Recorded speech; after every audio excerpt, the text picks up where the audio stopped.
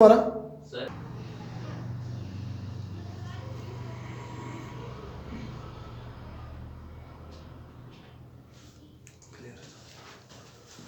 Topic है alternating EMF applied to capacitor. और concept पूरा वही है, पुराने वाला सिस्टम होगा। एक कैपेसिटर लिया जाएगा, ठीक है, और उसको हम लोग अल्टरनेटिंग ईएमएफ की सप्लाई दे देंगे, ठीक है। अगर अल्टरनेटिंग ईएमएफ है तो ई की वैल्यू क्या होगी, E is equal to E not sine of omega T, ठीक है। ईएमएफ जो दी गई that is E is equal to E not sine of omega T. और इस तरह का जो सर्किट होगा, अगर कैपेसिटर है उसको अल्टरनेटिंग ईएमएफ दी गई तो उसको हम लोग बोलते हैं कैपेसिटिव सर्किट, ठीक है। सो consider a capacitive circuit, let E equal to E naught sin of omega t, alternating EMF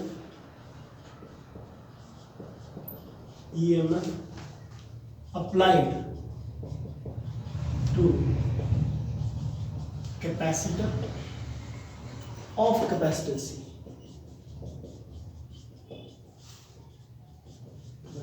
C, ठीक है जी।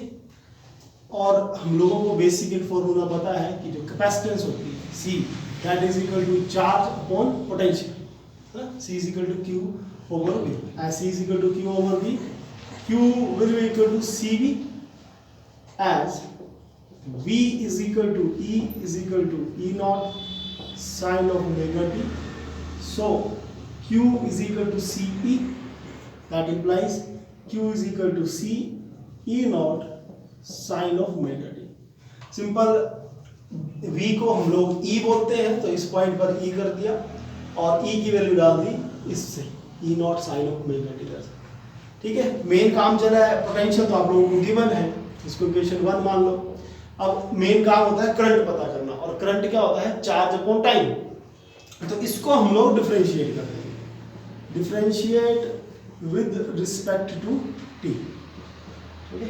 सो it will become dq over dt is equal to d over dt c e not sine of omega t, that implies dq over dt कितना आ गया, i। So i is equal to c e not, और sine की, sine का derivative cos, sine का derivative आ गया cos omega T, और फिर ओमेगा टी का भी डेरिवेटिव किया जाएगा जो ओमेगा है। तो फाइनल थोड़ा सा देखें तो बन गया C E naught omega cos of omega t. तो ओवरऑल आई की वैल्यू चलेगी सी ई नॉट ओमेगा। अब मेन बात क्या आती है कि आई की वैल्यू देखो ये कॉस की फॉर्म में दी है, ठीक है, और E की वैल्यू साइन की फॉर्म में दी। तो हम लोग I को भी साइन की फॉर्म में चेंज करेंगे।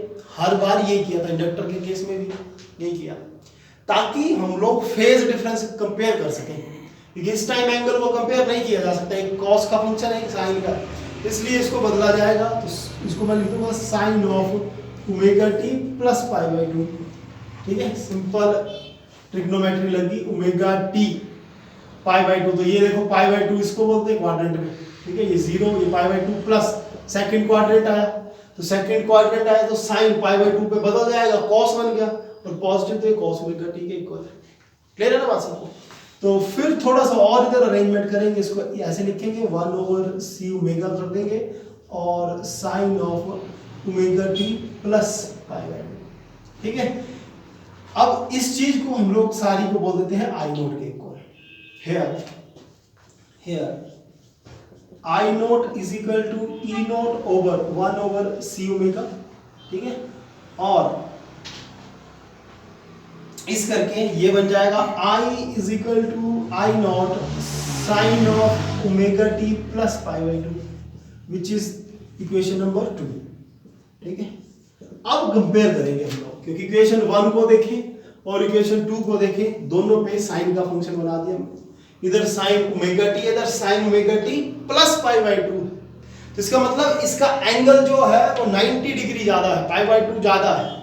तो इस करके हम लोग क्या बोलते हैं कि करंट लीड करेगा by phase difference of π/2 from the EMF in capacitive circuit. Okay, so लिख लो from equation 1 and 2 we get, from equation 1 and 2 we get, ये मिटा रहा हूं मैं, from equation 1 and 2 we get current leads EMF, current leads EMF by phase difference of π/2.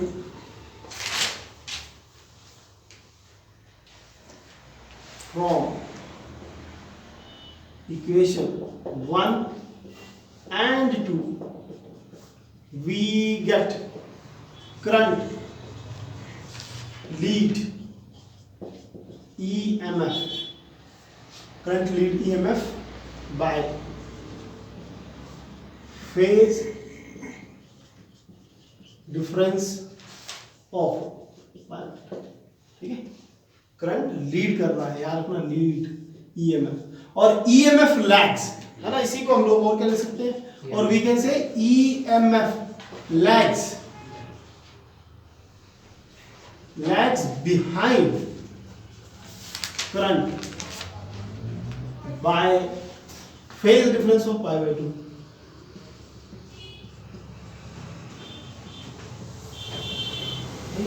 क्योंकि अगर current आगे चला हुआ है ईएमएफ से तो उसको उल्टा बोल लो, ईएमएफ पीछे चला हुआ है करंट से, ठीक है। फेज डिफरेंस कितने का आ गया, π/2 आ गया। अब आप लोगों का मेन बात आ जाती है इसका time diagram and phasor diagram, ठीक है। फिर इसके ऊपर भी हम लोग बात करेंगे, थोड़ा बाद में करते हैं। So from equation 1 and 2 time diagram और फेजर डायग्राम ड्रॉ करेंगे। तो ये आ गया आप लोगों का टाइम डायग्राम। अब एक बात फिर से क्लियर है कि जो आई नोट था that is equal to E note over 1/c omega ना, तो इससे पता लग रहा है कि आई नोट ई नोट की इक्वल तब बन रहा है जब उसको किसी चीज से डिवाइड किया जा रहा है। तो इस करके हमें ये पता है E naught is greater than I naught, तो पिछले भी हम लोग डिस्कस कर चुके हैं क्यों होगा। तो इस करके जो ई है, देखो इसका मतलब बस इधर यही आ रहा है कि इसका मैग्नीट्यूड हम लोगों ने ज्यादा शो करना है। ये सिंपल साइन का फंक्शन है, फेज डिफरेंस ओमेगा टी है, तो साइन वेव हम लोग बनाएंगे, ये बना दी साइन वेव। आप लोगों को पता है 0 होता है और ये t और ये t/2, ठीक है।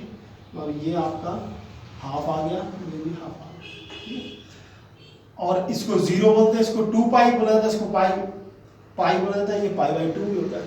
तो इधर क्या होगा, current omega T plus π/2 lead कर रहा है, और लीड कर रहा है तो इसको ऊपर से स्टार्ट करना है, ठीक है। लैग के केस में नीचे से स्टार्ट किया था, और ये इस पॉइंट से मैक्सिमम होगा। जब ये मैक्सिमम हुआ है ई, तो ये मिनिमम जाएगा, इधर आएगा।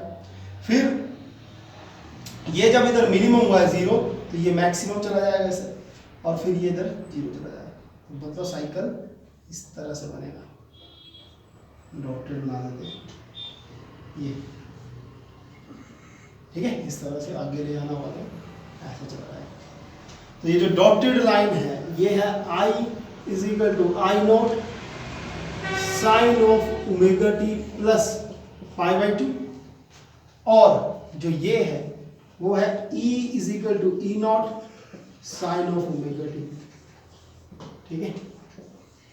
ये है मेरी बात, लग रहा पता। देन फिर बात आ जाती है इसका, ये टाइम डायग्राम बना, ठीक है। टाइम डायग्राम है, इस तरफ टाइम कर लेना, इस तरफ E एंड I लिख लेना, E एंड I इंक्रीज, इस तरफ इंक्रीज।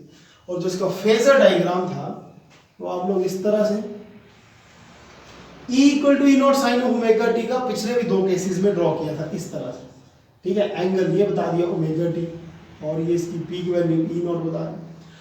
अब करंट जो है वो है π/2 आगे, ठीक है। ओमेगा टी पर कुछ ऐड हुआ है π/2, तो ऐड जो है वो आप लोग इस डायरेक्शन में जोड़ोगे, एंटी क्लॉकवाइज। इधर से 90 डिग्री आप लोग जोड़ोगे तो इस साइड आएगा, और इस तरह से आई नोट, ठीक है। आई नोट का जो लाइन है ज़्यादा लंबी मत लेना, क्योंकि इसका मैग्नीट्यूड कम है, इसका ज़्यादा है। तो ये बन के आप लोगों का फेजर डायग्राम है।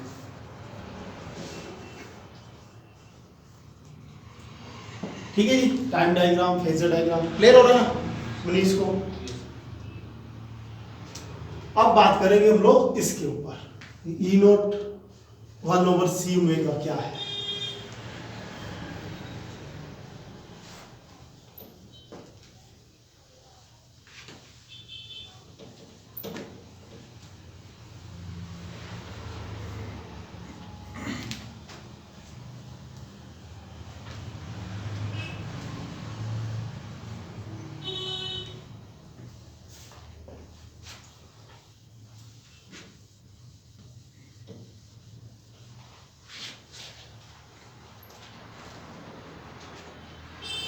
बना लिए ना सब।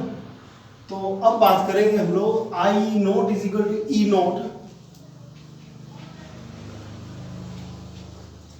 ओवर 1/c ओमेगा से।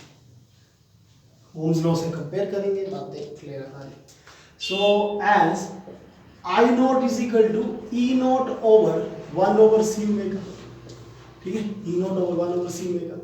सो अगर इसको कंपेयर करें ओम्स लॉ से, देखो v equal to I R होता है ना, और r को इस तरफ ले जा सकते हैं, तो ये देखो r नीचे डिवीजन। तो जैसे इसको इसके साथ कंपेयर किया जाता तो ठीक है, ये i आ गया, v e आ गया, एक बात है। तो निचली जो चीज है वो पक्का रुकावट है, रेजिस्टेंस है। तो इसका मतलब ये हुआ कि here 1/c omega is equal to xc and known as capacitive reactance, known as capacitive reactance। और कैपेसिटिव रिएक्टेंस क्या होती है? कैपेसिटिव रिएक्टेंस को अगर डेफिनेशन बोले तो कैपेसिटिव रिएक्टेंस होती है alternating opposition offered to alternating current by capacitor. ये कैपेसिटिव रिएक्टेंस क्या है? रुकावट है कितनी उसमें, ये कैपेसिटर जब इधर से करंट जाएगा, आपका करंट जा रहा है इधर से, तो ये कितना रुकावट देगा उसको, कितनी ऑपोजिशन देगा। तो उसके लिए पर्टिकुलर वर्ड बन चुका है XC। है तो रुकावट ही है, तो रेजिस्टेंस ही, बस नाम बदल रहे, कैपेसिटर ने दी तो कैपेसिटिव रिएक्टेंस, इंडक्टर दे रहा था तो इंडक्टिव रिएक्टेंस, उसको XL से डिनोट किया था, इसको XC से डिनोट कर। तो ये बन गया, और XC क्या आ गया? XC is equal to 1/c omega, और आप लोगों को पता है ओमेगा होता है 2 पाई न्यू, ठीक है। सो ऐसा बोल सकते हैं कि XC जो है that is inversely proportional to frequency. अब बात करेंगे फॉर अल्टरनेटिंग करंट, और एक साइड बात कर लेते हैं फॉर डायरेक्ट करंट। अब डायरेक्ट करंट के लिए न्यू की कोई वैल्यू होती है, फाइनाइट वैल्यू, ठीक है। अल्टरनेटिंग करंट के टाइम इस तरह का साइकिल है, तो फ्रीक्वेंसी की कोई वैल्यू है, क्योंकि फ्रीक्वेंसी क्या होती है? Number of cycles from a point in 1 second. तो कुछ ना कुछ तो साइकिल्स बनते हैं, एग्जैक्ट वैल्यू पता नहीं, पर हमने लिख दिया फाइनाइट वैल्यू, कोई तो वैल्यू होती। तो इसका मतलब ये हो गया कि XC जो होगा वो होगा 1/2 पाई ये C, और न्यू क्या होगी? कोई फाइनाइट वैल्यू से मल्टीप्लाई किया, ठीक है। अब ये सारे क्या 2 पाई C, ये सारे कांस्टेंट हैं, तो इसको किसी चीज से मल्टीप्लाई करेंगे, कोई ना कोई वैल्यू आएगी, सारा कुछ मल्टीप्लाई करके उसको बोलते हैं फाइनाइट वैल्यू। फिर से कोई ऐसी वैल्यू आएगी जो फाइनाइट होगी, कुछ भी आ सकती है। अब 1 से डिवाइड करेंगे तो 1 जो होगा और छोटा हो जाएगा, तो 1 पहले काफी छोटा है, अब इसको और किसी चीज से डिवाइड किया तो ये काफी छोटा हो जाएगा, 0.000 समथिंग चला जाएगा। इसका मतलब चला गया कि very small value, very small value. अच्छा, वेरी स्मॉल वैल्यू का मतलब क्या हो गया कि काफी कम रुकावट। XC वेरी स्मॉल का मतलब हो गया कि काफी कम रुकावट मिल रही है, इसको अल्टरनेटिंग करंट को, और जिसको मैं बोल सकता हूं काफी कम, तो ऐसा बोल सकते हैं कि रुकावट मिल ही नहीं रही है ना, विच मींस इजीली पास करता है ना। तो इसी करके हम लोग लिख देते हैं, इस पर इधर लिख लेते हैं, इधर से इससे आगे। सो alternating current can easily pass from capacitor, ठीक है। alternating current can easily pass from capacitor। then बात आ गई DC की, और डायरेक्ट करंट।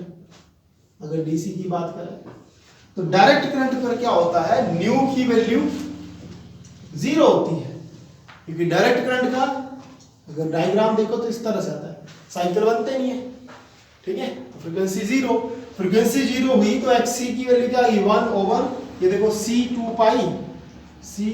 पाई और न्यू की जगह 0, सो 1/0 which is infinite.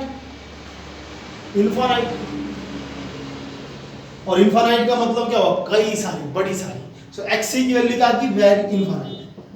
So which means बड़ी सारी XC के रुकावट, बड़ी ज्यादा रुकावट किसको, करंट को, किसके द्वारा, कैपेसिटर के द्वारा। तो इसका मतलब ये हुआ कि कैपेसिटर जो है काफी सारी रुकावट दे रहा है करंट को, तो करंट नहीं जा पाएगा। So which means capacitor blocks A DC, ठीक है, which means capacitor blocks DC. तो ये था इसके ऊपर सारी बातें, लग रहा पता? yes. कोई डाउट है तो बोलो। टॉपिक, नेक्स्ट टॉपिक आया एलसी ऑसिलेशन, ठीक है। एल से याद रखना इंडक्टर के लिए यूज हो रहा है, सी से कैपेसिटर, ठीक है। सो डेफिनेशन से लिख लो, electrical oscillations produced by the exchange of electrical oscillation produced by the exchange of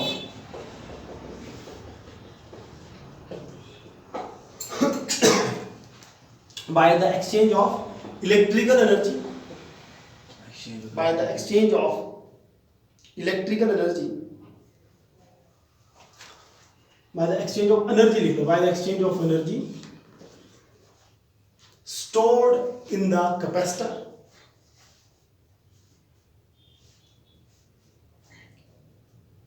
stored in the capacitor,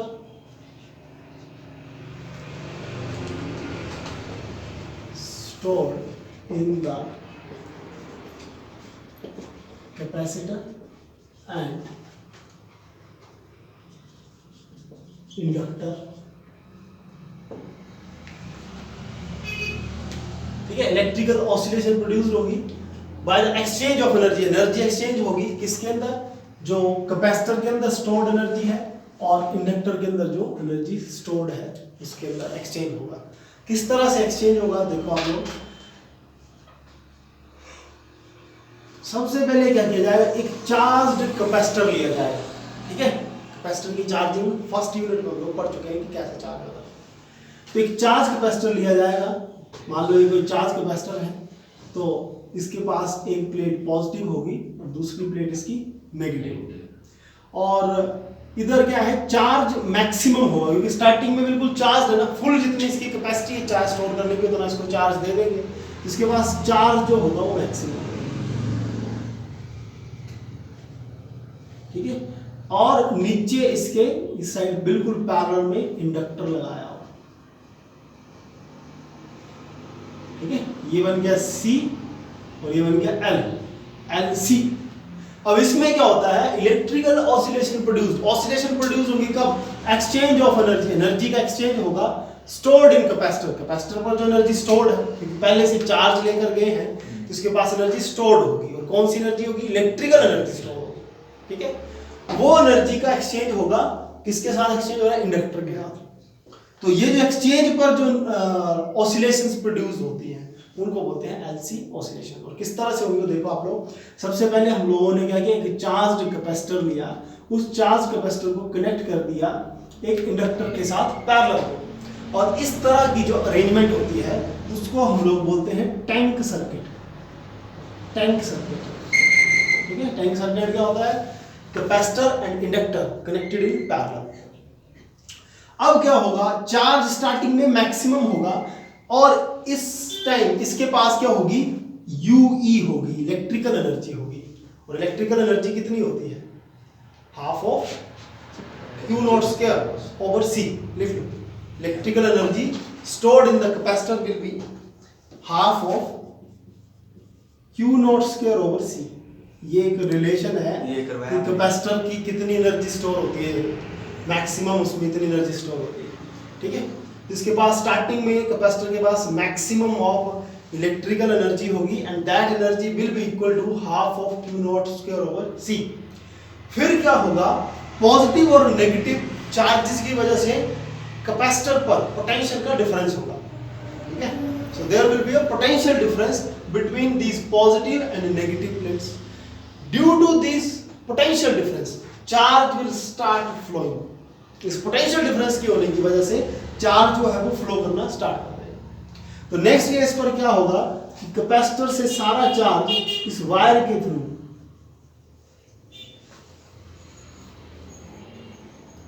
ठीक है, इस वायर के थ्रू सारा चार्ज चलना स्टार्ट कर देगा, मतलब करंट फ्लो होना स्टार्ट हो जाएगा। तो इधर क्या होगा, चार्ज पहले मैक्सिमम था, अब करंट मैक्सिमम हो जाएगा, करंट मैक्सिमम, ठीक है। करंट जो होगा वो मैक्सिमम होगा। अब करंट जैसे चलेगा तो इस पॉइंट पर जैसे ही इंडक्टर से आप लोगों का करंट पास करेगा, मैग्नेटिक फील्ड लाइंस बनना स्टार्ट हो जाएंगी। पता नहीं बात, करंट जब किसी सोलेनॉइड की फॉर्म, ये इंडक्टर्स है, तो इंडक्टर से पास करता है तो वो मैग्नेटिक फील्ड लाइंस बनाता है। तो ये मैग्नेटिक फील्ड लाइंस कुछ इस तरह से बनाना स्टार्ट करेगा,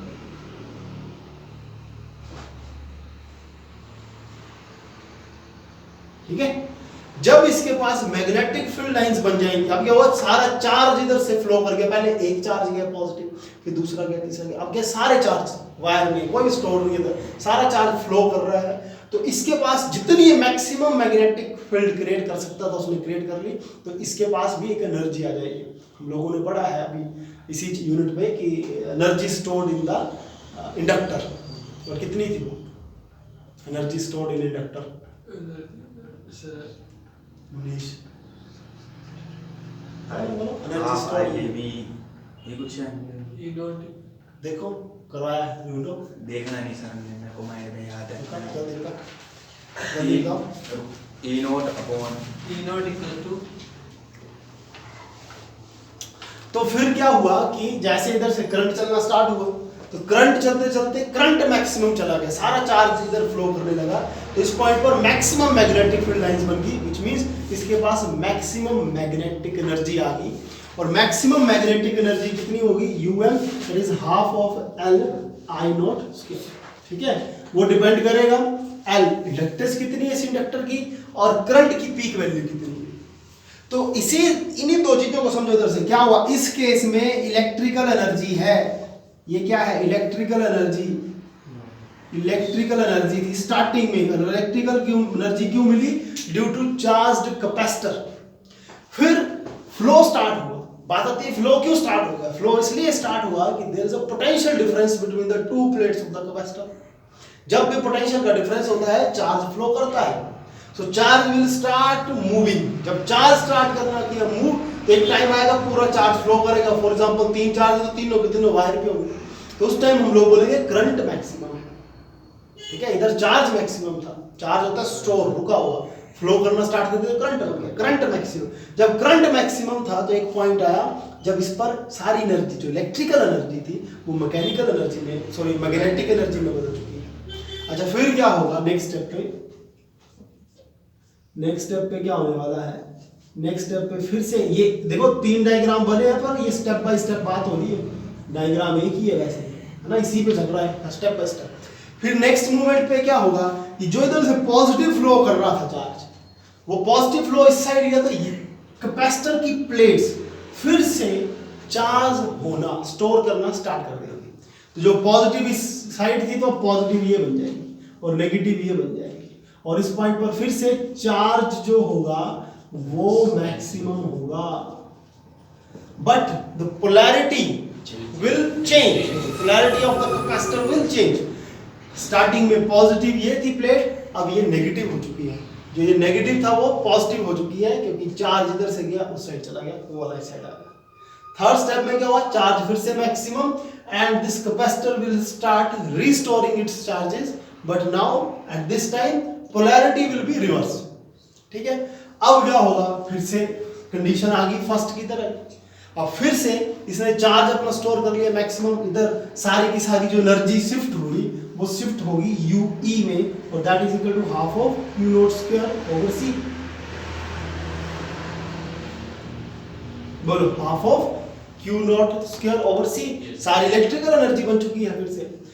अब फिर से क्या होगा, पोटेंशियल का difference, due to potential difference the charge will again start flowing. अब फ्लो किस तरह से होगा, अब फ्लो राइट, अब फिर से चार्ज के बाद करंट मैक्सिमम, फिर से से चलता रहेगा करंट मैक्सिमम, और ये करंट चलना स्टार्ट होगा। अब इधर मैग्नेटिक फील्ड लाइंस फिर से बनेगी जब करंट मैक्सिमम होगा, लेकिन इसमें डायरेक्शन उल्टी होगी, मैग्नेटिक फील्ड लाइंस की डायरेक्शन इस तरह से।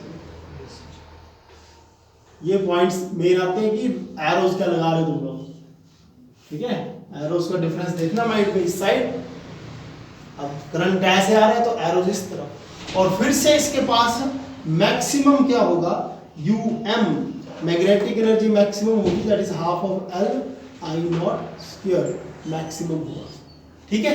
फिर क्या होगा, तो नेक्स्ट स्टेप पे क्या होने वाला है, नेक्स्ट स्टेप पे आप लोगों का फिर से फर्स्ट पोजीशन की तरह ही सारा काम आ जाना है। इससे कैपेसिटर स्टोर कर लेगा, राइट, फिर से पोलैरिटी चेंज हो जाएगी,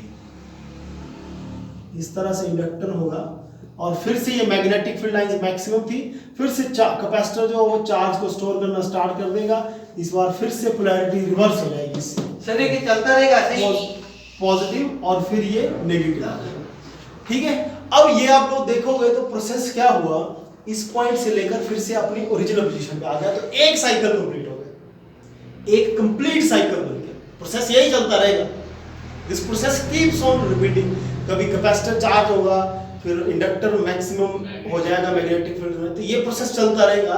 और इसी प्रोसेस में क्या हो रहा है, इलेक्ट्रिकल एनर्जी से मैग्नेटिक एनर्जी बनी, मैग्नेटिक से इलेक्ट्रिकल, इलेक्ट्रिकल से मैग्नेटिक, फिर मैग्नेटिक से फिर से इलेक्ट्रिकल बन गई, और इसी प्रोसेस में वेव्स प्रोड्यूस होगी, LC ऑसिलेशन प्रोड्यूस होगी due to the exchange of energy, due to this exchange of energy UE and UM, इसी की वजह से हम लोगों की वेव्स मिलेंगी, और उन्हीं वेव को हम लोग बोलेंगे LC oscillations। बात आ रही समझ? So LC oscillations are the oscillations produced due to the exchange of energy, ठीक है, सारा का सारे जैसे आता है। तो ये स्टेप और ये स्टेप बिल्कुल डिट्टो सेम आ गया। अब इस पर आती है वेव साइकिल ड्रॉ करने के लिए, वेव किस तरह से बनानी है, तो वो आप लोग हाँ नोट कर लो, नोट कर लो, और एक वेव देख लो एक बार ना, फिर नोट करो, फिर टाइम लगेगा। तो अब क्या है इसमें, अगर वेव की बात करें हम लोग, ठीक है, तो इसी पॉइंट पर वेव लगाते हैं। ये लीजिए, सबसे स्टार्टिंग में आप लोगों के पास था UE फर्स्ट केस में, ठीक है, फिर आप लोगों के पास आया UM, फिर आया UE, फिर UM, फिर UM, फिर UE। 5 केसेस बने ना, देखो 3 2 5, ठीक है। स्टार्टिंग में आप लोगों के पास चार्ज था मैक्सिमम, तो जो चार्ज की वेव आई U मैक्सिमम। फिर दूसरे केस में जब UM मैक्स था, इधर मैक्स लिख लो, मैक्सिमम, समझ पा रहे हो ना, UM मैक्सिमम, मैक्सिमम थी। तो जब आप लोगों का मैग्नेटिक एनर्जी मैक्सिमम बनी है, तो चार्ज जो है वो 0 हो चुका था, चार्ज बचा था, कोई नहीं बचा था, तो इस करके वेव इधर से सीधी आ गई 0 पे, डिक्रीज हो रहा है ना। फिर नेक्स्ट साइकिल पे उल्टा काम चला, चार्ज स्टोर हुआ, उल्टा आ गया, तो वो उल्टा पोलैरिटी आ गई इधर से, ठीक है। UE बन गया मैक्सिमम, इस पॉइंट पर ये मैक्सिमम है साहब, ठीक है, मैक्सिमम है ना, इस टाइम मैक्स लगा लो चाहिए था। समझ पा रहे हो ना बात मेरी, मैक्स क्यों बोला जा रहा है, क्योंकि जब एक चार्ज आएगा तो भी इधर एनर्जी मैग्नेटिक क्रिएट होगी, लेकिन हम लोग बात करें मैक्सिमम, तभी तो I नॉट लगा, ये सारे मैक्सिमम केस। तो फिर UE जब आया हम लोगों का मैक्सिमम, तो चार्ज देखो मैक्सिमम है इधर, ये चार्ज मैक्सिमम। फिर नेक्स्ट केस में करंट मैक्सिमम, तो चार्ज ऑटोमेटिकली 0 पे इधर 0 चला गया, और फिर अगले केस में मैक्सिमम। तो ये है हम लोगों का डॉटेड लाइन जो है दैट इज चार्ज ओवरली है। और करंट की अगर बात करें तो स्टार्टिंग में करंट क्या था, जीरो। फिर जब चार्ज आप यूएम, इस टाइम पे यूएम, तो करंट मैक्सिमम है, लग रहा पता। फिर आप लोगों का जीरो आया है, फिर मैक्सिमम आना है, फिर जीरो। ये जो वेव आनी है कुछ इस तरह से आनी है। ये करंट की सॉलिड जो है दैट इज करंट। ठीक है, थोड़ा सा नोट कर लो, फिर कुछ बातें और हम लोग डिस्कस करेंगे। कुछ बातें क्या है कि थ्योरेटिकल कंसेप्ट में ये बोला जाता है कि ये जो वेव्स प्रोड्यूस हो रही है ये अनडैम्प्ड ऑसिलेशंस है। अनडैम्प्ड ऑसिलेशन इनको बोला जाता है कि जो ऑसिलेशन प्रोड्यूस्ड होती है एलसी ऑसिलेटर में, these are undamped oscillations, which means कि with change in time their magnitude will remain same. क्या मतलब हुआ कि टाइम जितना मर्जी करता जाए इनका मैग्नीट्यूड यही रहना है, कोई लॉस नहीं बता रहे, यही मैग्नीट्यूड इधर आएगा, फिर से नेक्स्ट साइकिल जब ऊपर जाएगा इसके बाद तो फिर से मैग्नीट्यूड सेम ही रहेगा और पूरा ऐसा ही इसका मैग्नीट्यूड रहेगा। लेकिन रियलिटी में अनडैम्प्ड नहीं होती है, डैम्प होती है, डैम्प्ड ऑसिलेशन होती है, व्हिच मींस रियलिटी में जो इनका साइकिल है ना वो इस तरह का मिलता है। ये ऐसे चलेंगी और फिर धीरे धीरे इनका मैग्नीट्यूड कम होता होता डाइज कर जाएंगे। ठीक है, ये डैम्प्ड ऑसिलेशन होती है। अब बात आती है कि क्यों डैम्प्ड ऑसिलेशन होती है, तो लॉजिक ये दिया जाता है कि with change in time, with change in time, जैसे ही टाइम बढ़ता चलेगा, स्टार्टिंग में कुछ समय का टाइम इंक्रीज होगा, करंट और रेजिस्टेंस, करंट चल रहा है, रेजिस्टेंस वायर की, इन डिवाइसेस की अपनी रेजिस्टेंस है, तो हीट प्रोड्यूस होगी due to H is equal to I square RT, because these capacitor, inductor and these wires have some resistance, कुछ रेजिस्टेंस है इनकी, और करंट की भी कोई वैल्यू है, और टाइम जैसे जैसे बढ़ता चलेगा तो हीट अप होता जाएगा सर्किट। जब हीट अप होता जाएगा तो उसकी एनर्जी जो है वेस्ट होगी in the form of heat, क्योंकि हीट में तो अगर हीट एनर्जी की फॉर्म में वेस्ट होगी तो उसका जो एम्पलीट्यूड है जो इधर शो किया जा रहा है, ये एम्पलीट्यूड है इसका, ये एम्पलीट्यूड है, ये with passage of time decrease करना स्टार्ट करेगा और ये अनडैम्प्ड नहीं होगी, ये डैम्प्ड ऑसिलेशन होगी, व्हिच मींस इनका एम्पलीट्यूड डिक्रीज करेगा विद द टाइम। समझ क्या बोल रहा हूं? अब कर लो नोट इसको सारा।